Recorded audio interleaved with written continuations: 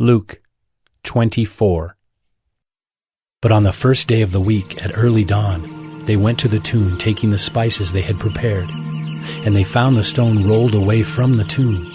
But when they went in, they did not find the body of the Lord Jesus. While they were perplexed about this, behold, two men stood by them in dazzling apparel. And as they were frightened and bowed their faces to the ground, the men said to them, "Why do you seek the living among the dead? He is not here, but has risen. Remember how he told you while he was still in Galilee, that the Son of Man must be delivered into the hands of sinful men and be crucified, and on the third day rise." And they remembered his words, and returning from the tomb they told all these things to the 11 and to all the rest. Now it was Mary Magdalene and Joanna and Mary the mother of James and the other women with them who told these things to the apostles. But these words seemed to them an idle tale, and they did not believe them. But Peter rose and ran to the tomb. Stooping and looking in, he saw the linen cloths by themselves. And he went home marveling at what had happened. That very day 2 of them were going to a village named Emmaus, about 7 miles from Jerusalem.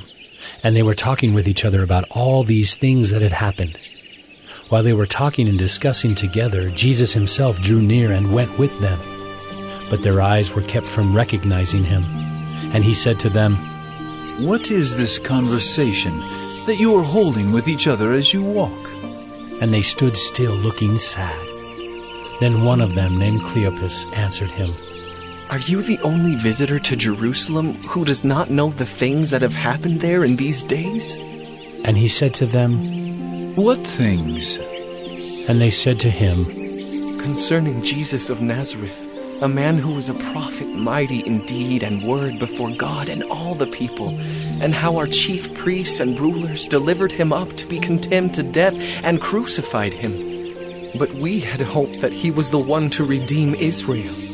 Yes, and besides all this, it is now the 3rd day since these things happened." Moreover, some women of our company amazed us. They were at the tomb early in the morning, and when they did not find his body, they came back, saying that they had even seen a vision of angels who said that he was alive. Some of those who were with us went to the tomb and found it just as the women had said. But him they did not see.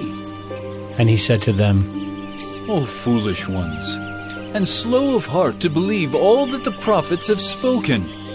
Was it not necessary that the Christ should suffer these things and enter into his glory?"